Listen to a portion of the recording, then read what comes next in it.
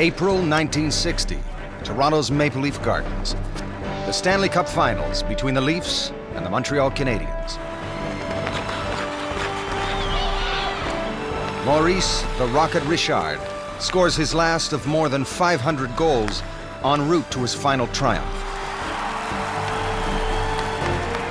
The bell goes, the game is over, and the Montreal Canadiens have won the Stanley Cup 4-0. Richard leads his team to an unprecedented 5 consecutive Stanley Cups, a feat never before accomplished and never matched since. They were overmatched. The game's iconic figure retires at the summit. He has set every goal-scoring record, won 8 Stanley Cups, and captured the heart and soul of a nation. Now Richard's departure from the game will create a power vacuum that ignites a decade-long struggle for hockey supremacy.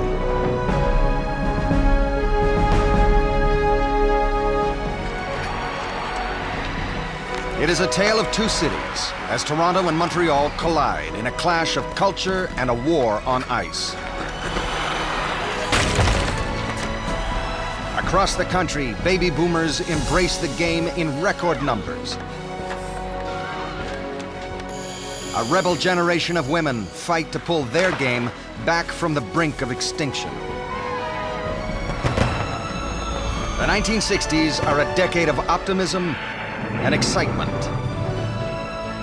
And for many Canadians, the golden age of hockey.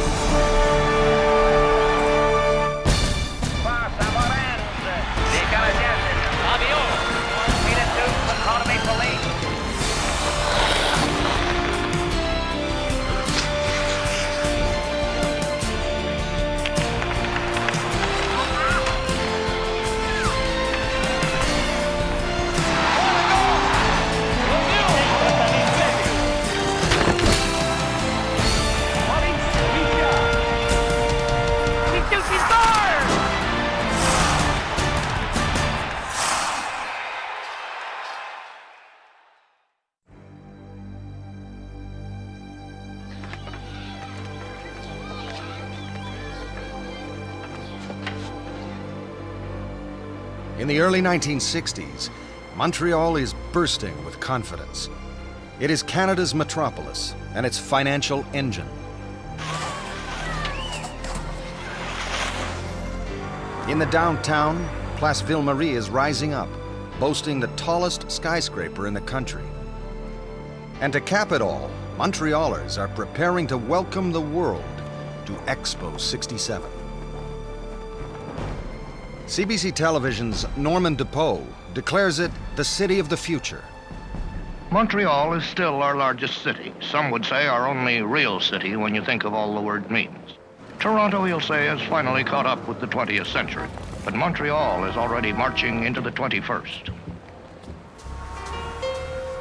It's a vibrant city, proud of its nightlife and its style.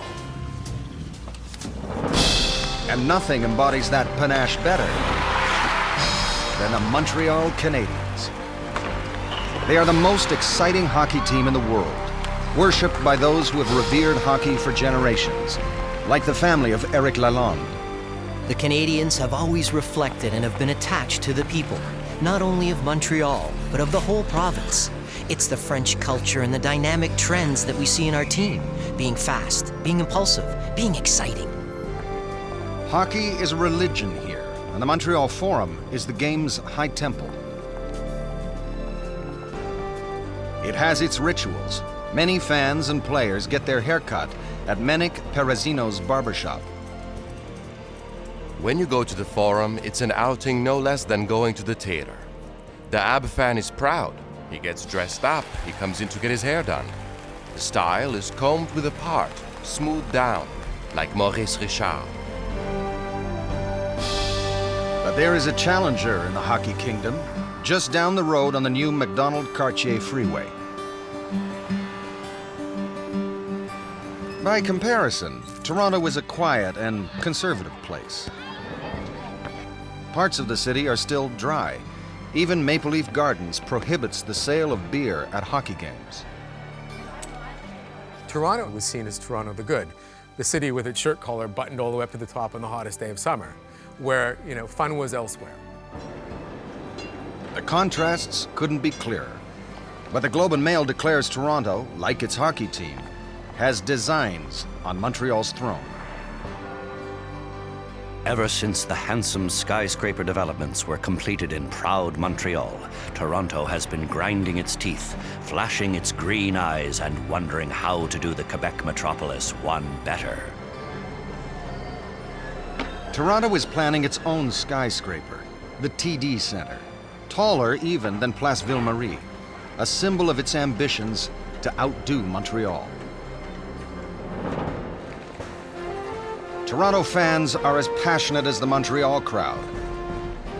When he moves to Toronto, Leroy Peach makes his first priority buying season tickets to Maple Leaf Gardens.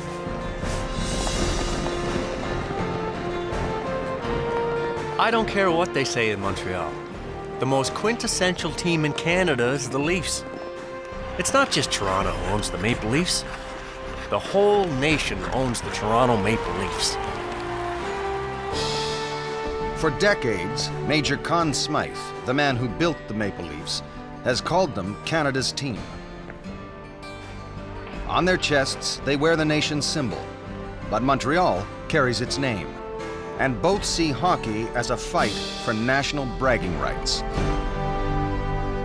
History is such an important part of what makes a rivalry. And, you know, so the cities have had history with each other, the teams have had history against each other, and this goes back for a lot of years. The battle between Montreal and Toronto has raged for generations. Toronto has been struggling to regain its form for more than 10 years. The last time the Leafs won the Cup was 1951. The hero of that game was Bashing Bill Barilko, a fine young defenseman who brought his crushing body checks and Hollywood smile to the blue and white. Barilko had scored the winner in overtime to beat the hated Montreal Canadiens. Barilko has won the Stanley Cup for the Leafs. The Leafs were elated. None of them could have known that victory would mark the beginning of a decade-long decline. That summer, Barilko had flown up north in a friend's private plane to go fishing. They vanished without a trace. The largest search and rescue mission in Canadian history finds nothing. And then time passes. He isn't found. And now it becomes a kind of curse. The ghost of Barilko is waiting to be found and, waiting to be liberated. When the following season opens, his sweater is hung in the Maple Leafs dressing room. But for the next 11 seasons, there will be no Barilko, no Stanley Cups. The player who takes his place in the lineup is a tough 22-year-old from Northern Ontario named Tim Horton.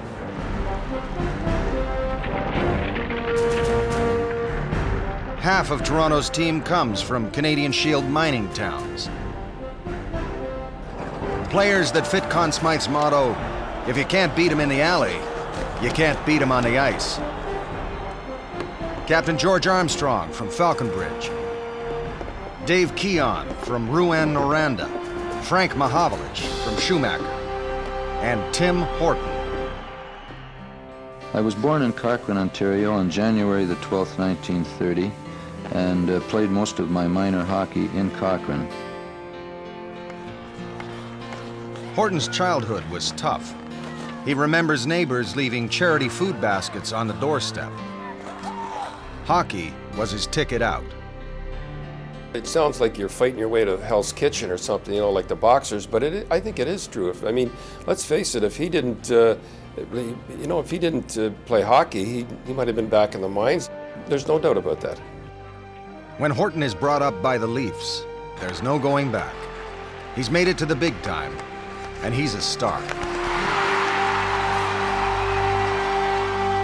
Tim Horton had a certain mythology about him.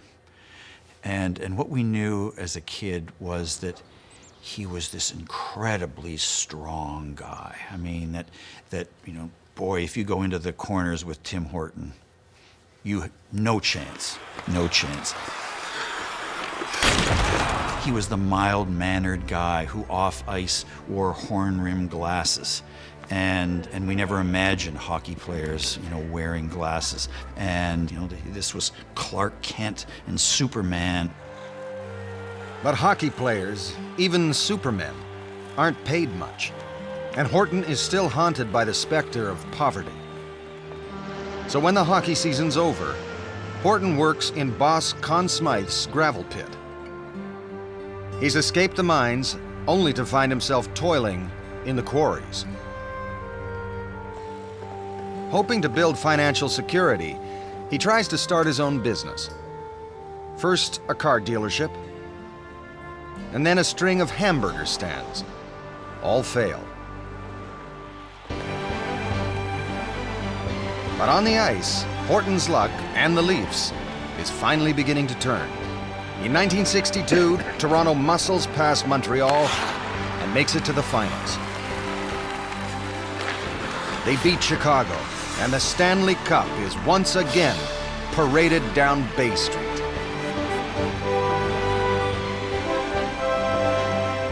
"50,000 fans jam the downtown streets. In the words of one local politician, even the Queen never had a crowd like this.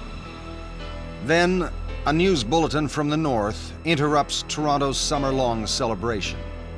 The remains of the former Toronto Maple Leaf hockey star Bill Barilko have been found in the northern Ontario wilderness. The mystery is solved. The ghost laid to rest. For Toronto faithful, it's as though a curse has been lifted. After more than a decade lost in the wilderness, the Maple Leafs are back in fighting form.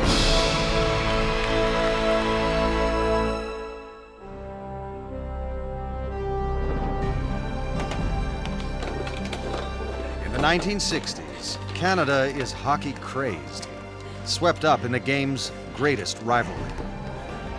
Every boy wants a Canadiens or Leafs sweater. Even the latest craze, tabletop hockey, features, of course, Montreal versus Toronto, so kids can play out the rivalry in miniature in their basements and rec rooms. By now, 90% of Canadian households also have a new fixture in the living room, and the nation has begun a love affair with Hockey Night in Canada. Again, from coast to coast. Now we can see these guys play. And if you're a kid, you can go out and emulate them on your pond rink or on the street or whatever. They've entered popular consciousness through the magic of television. Canadians who have never even been to Toronto or Montreal are swept along in their rivalry. Teenager Frank Pacci has no trouble picking his favorite team. For Frank and other Italian Canadians from Sault Ste. Marie, there is only one team. I was a Canadiens fan from the very beginning. The Italian kids identified with the French Canadians because they too were a minority in Canada. They too had something to prove to the rest of the country. For Frank, and for many boys like him, hockey becomes the instant bridge to the culture of their adopted country. For us immigrant kids, hockey is the game we all want to excel at because it's the Canadian game. It made us different from our parents. That made us feel that we belonged in the new country.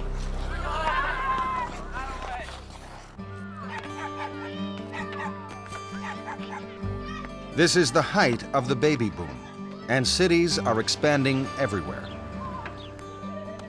The Patsku family home is a new bungalow in Toronto's sprawling suburbs.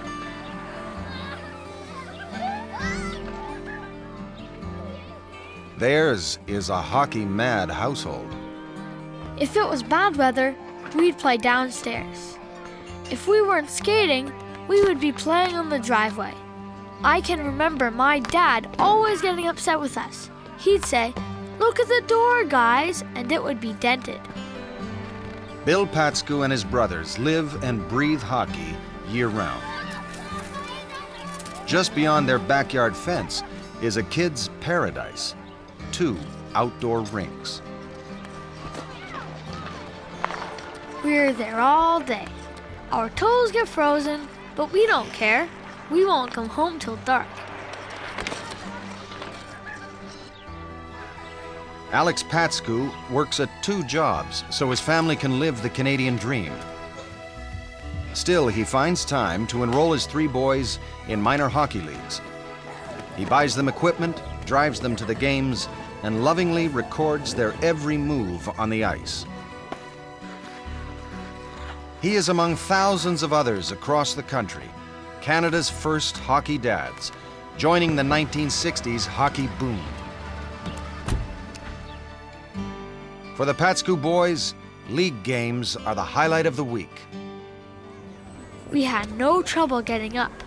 I wanted to be there first because I wanted to be the first guy out on the ice, and I also wanted to be the last guy off the ice. I think the golden era is always the era when you were a kid. Players are skating 100 miles an hour. The puck is being shot 1,000 miles an hour. Everybody is 10 feet tall. And so, you get older, you grow up, but your memory and frozen in time are all of those images and impressions of when you were a kid.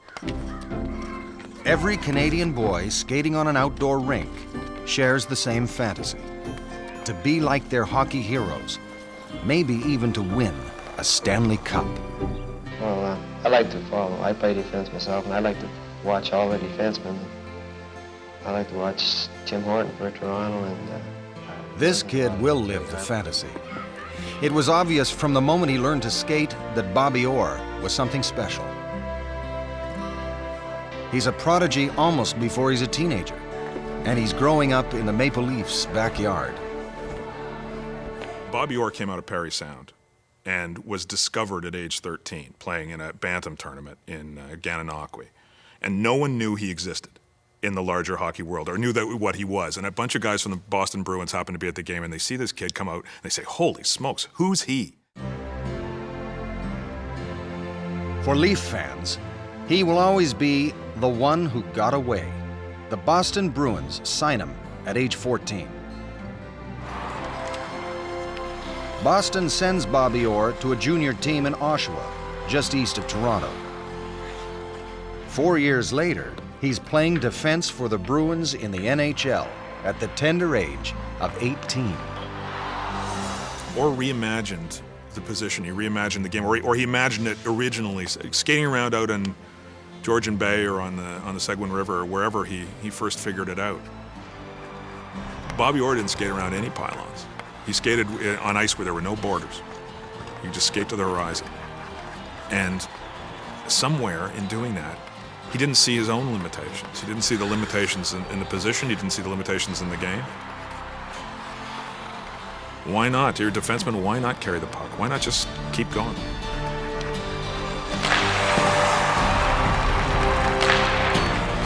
His style of play is revolutionary.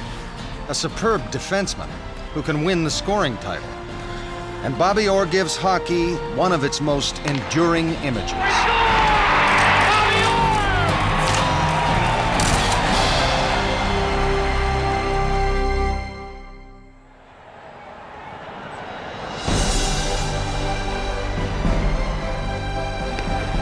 The early 1960s belonged to the Toronto Maple Leafs. The victory in 1962 launches the first of 3 consecutive Stanley Cup parades through downtown. And Toronto's glory is Montreal's shame. The Canadians and their fans are in a funk. Menik Perazino's barbershop is no longer a happy place. I would hear people say, "I can't sleep when we were beaten by Toronto." People would go home crying. It was that important to them. Montreal coach Toe Blake is desperate to break the slump. He's looking for scapegoats, and Canadiens goalie Jacques Plant is the first casualty. In 1959, Plant had made hockey history during a game in Madison Square Garden. Over the years, pucks had fractured his skull, broken his cheekbones, nose, and jaw.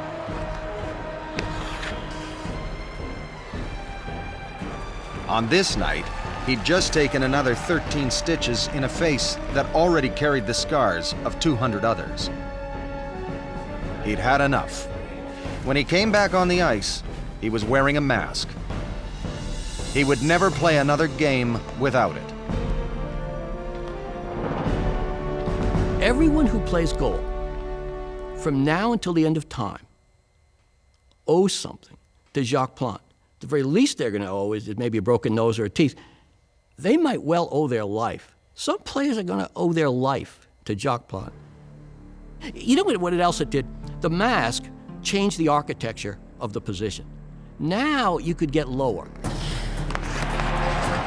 Plant had simply adapted to the new realities of hockey, with bigger, stronger players. The game is faster and a lot more dangerous. The curved stick is all the rage, and in the right hands, it's a devastating weapon. Bobby Hull's slap shot is clocked at 100 miles an hour, hard enough to shatter arena glass. Plant had every reason to cover up, but Canadiens coach Toe Blake doesn't see it that way. He believes it's a sign that Plant has lost his nerve. He trades him to New York in exchange for barefaced Gump Worsley. Even the Canadiens' big captain is under suspicion. Jean Beliveau had been in the spotlight since the early 1950s, when he became a star with the Quebec Aces. He was so popular in Quebec City that they built the Colisée just to accommodate the crowds that came to see him play. By 1961, he wears the captain's C on a Montreal Canadiens jersey. It is both an honor and a burden. We represent all of French Canada, and we know a lot of people are counting on us. And we are very conscious of the tradition we must keep up. There were some very good men here before us. Beliveau is cursed by his own talent, so smooth it sometimes appears he's not even trying. And when Montreal is in a slump, the sports writers are quick to point fingers. Belivau's old medical checkup is splashed across the sports pages. It's revealed that Big Jean's heart is too small for his body. The rap on Beliveau, as I remember it, was that he had a Volkswagen engine and a Cadillac body. And part of that was he didn't play with the obvious passion of Maurice Richard. Still, Beliveau is the team's top scorer and one of its most physical players. And slowly, he begins to lead the Canadiens out of their slump. Now Montreal adds a little muscle to beat the Maple Leafs at their own game. And the next thing you knew, John Ferguson was out there fighting with everyone on the Toronto Maple Leafs team, saying, remember the free skating era, the Flying Frenchmen and the nice guys? That era is over. In the mid-1960s, Montreal and Toronto play each other 14 times each season.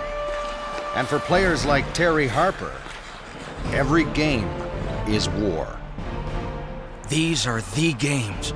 Oh boy, one half of the country against the other. Everybody watching. I can't describe the feeling. You feel like you've spent your whole life preparing for this night. Well, they used to hate each other.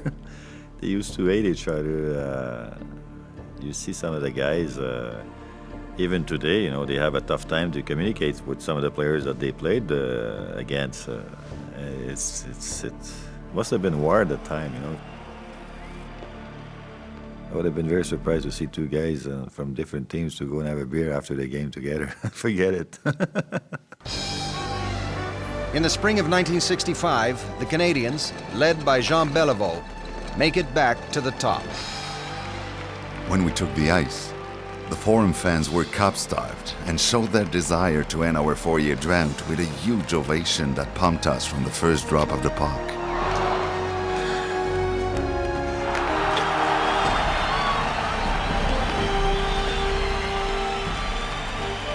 Shortly after 10 p.m. that night, I hoisted my first Stanley Cup as captain of the Canadiens. For Béliveau, that 1965 victory, followed by another in 1966, is sweet vindication. For Montreal, it's merely an appetizer. The city is buzzing with activity, getting ready for the big party, Expo 67. Canadiens coach Toe Blake is caught up in the mood. Your Worship, especially for you in the opening of your expo, we'll win the cup again in 1967. A boast made in a moment of hubris that Toe Blake and the Montreal Canadiens will come to regret.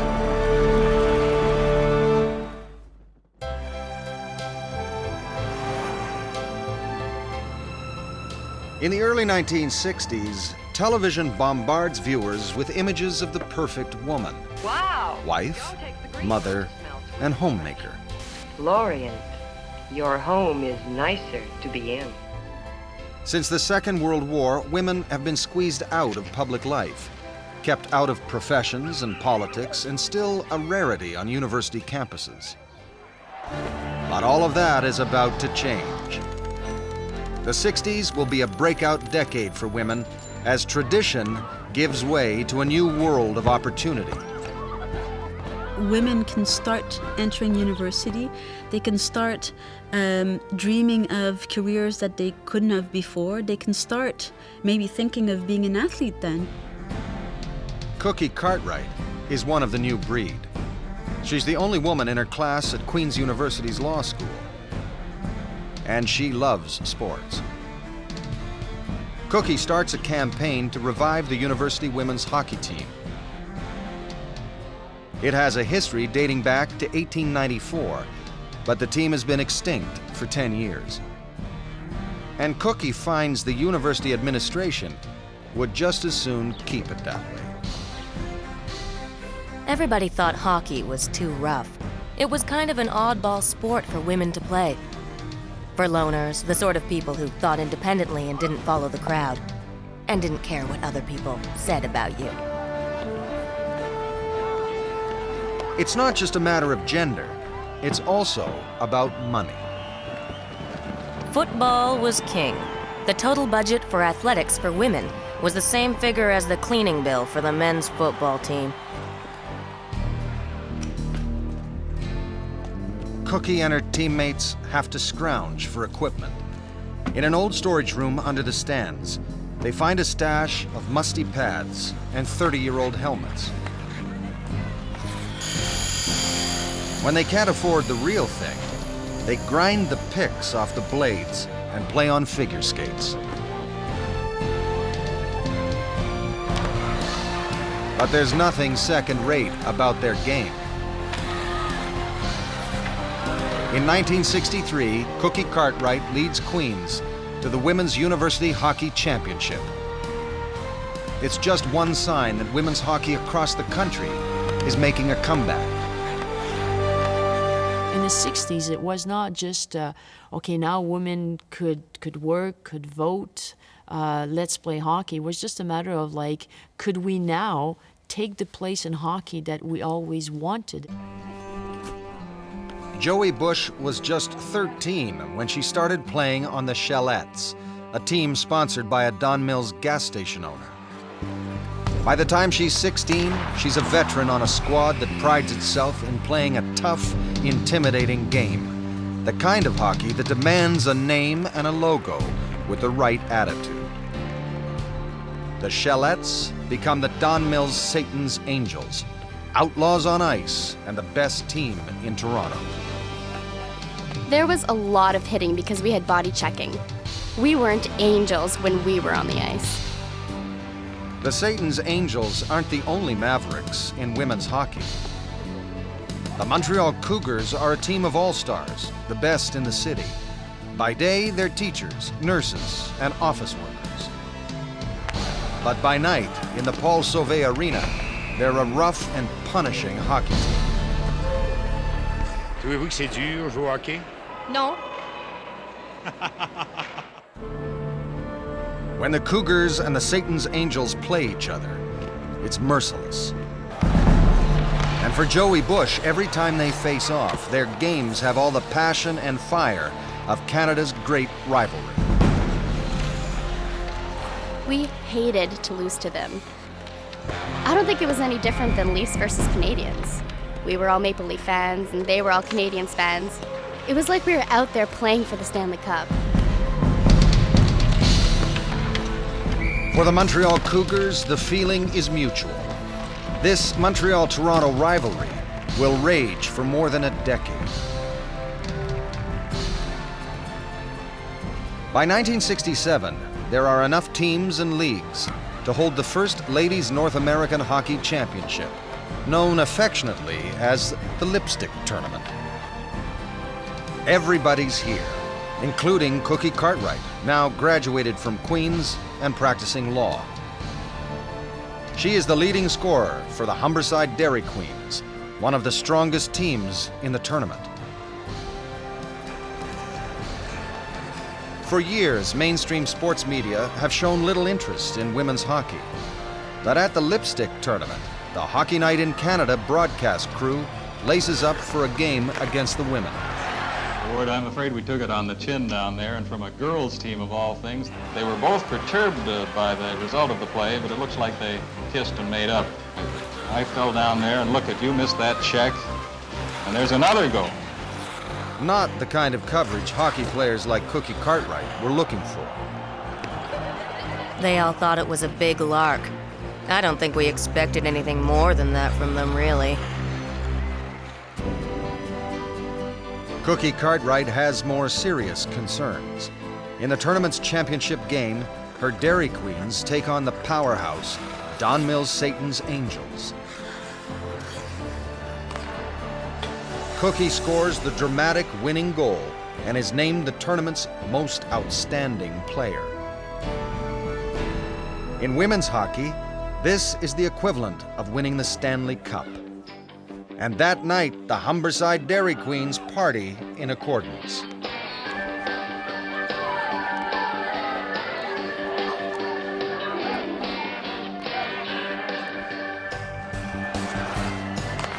There would be many more victory parties after 1967's humble beginnings. Every year since, there has been a National Women's Hockey Tournament. 30 seconds. We're going live. Today, girls and women from all over the world come to Canada to compete in the largest female hockey tournament on the planet. 3, 2, 1. The sports media gives it full coverage. But this time, it's no joke. The arena is packed with fans and talent scouts, watching for the next generation of hockey stars.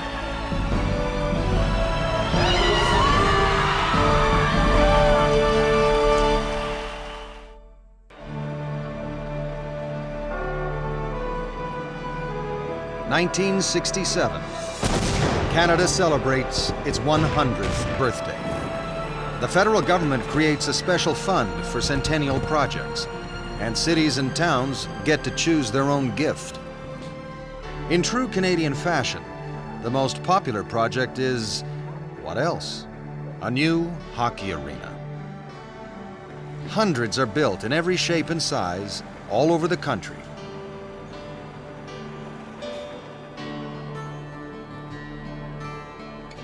One of them is in Three Hills, Alberta. Population, 1,600. We're rural here. I could pretty much tell you everybody who lives in town, where they live, and what the name of their dog is. Bruce Somerville plays on the local team, the Three Hills Wheat Kings. Sometimes it's not much fun. I play a lot of hockey all the time, all outdoors, in the freezing cold. Because we don't have a proper rink, some of the bigger towns won't come to play us outdoors.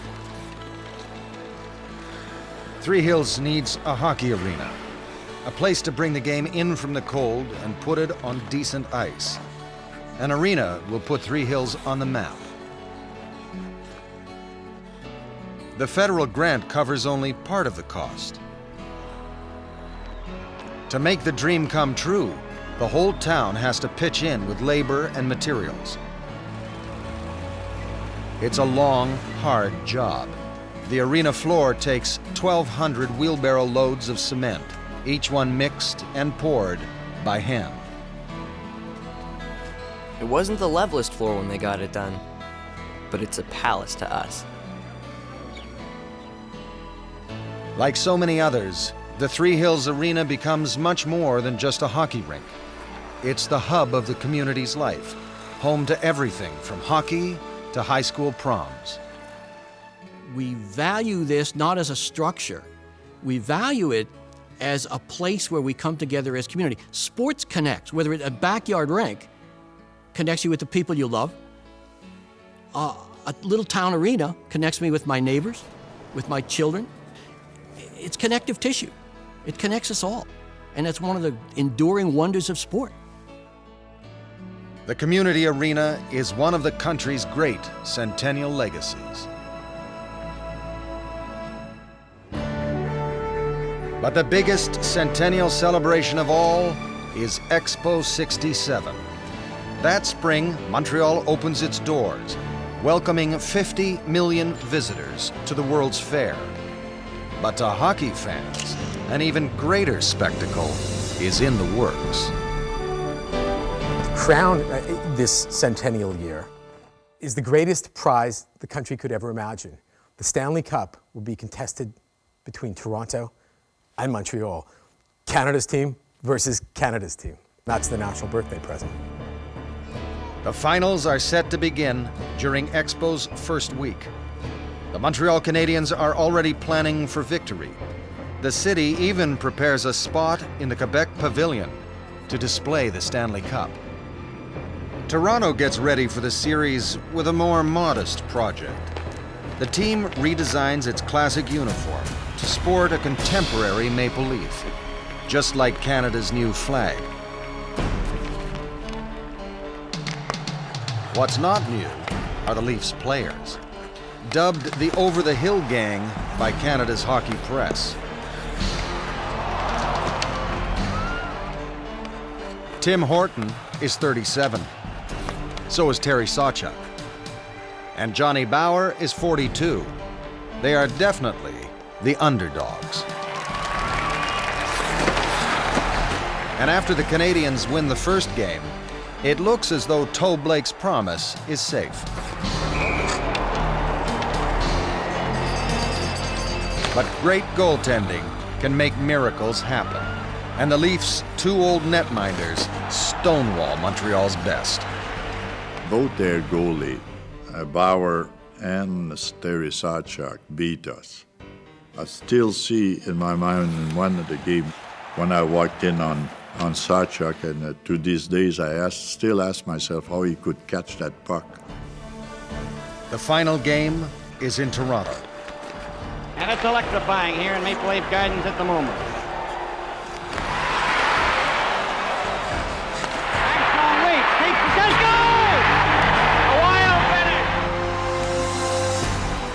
The Maple Leafs win 3-1. Toronto erupts in celebration. And Leafs coach Punch Imlach revels in spoiling Montreal's party. They were so sure they were going to win it, they had the Stanley Cup in the Quebec Pavilion of the Expos. And when we won, they had to take it out and put it in the Ontario one. And of course, I loved that. The Stanley Cup is paraded down Bay Street to Toronto's new City Hall, a bold, modern building unlike anything else in staid old Toronto the Good. Tim Horton will remember the victory as the sweetest of his career, and now he has a decision to make. One of his business ventures has finally come good, and he doesn't have to keep playing. Things are quite hectic these days trying to combine business with hockey. And if the business that I am involved in continues as it is, I may have to consider retirement before I would like to. It's the Tim Horton Donut Emporium? Yes, Tim Horton Donuts, Ward. But Horton can't bring himself to retire. He plays on well past his prime and dies in a car crash one night, driving home from a game.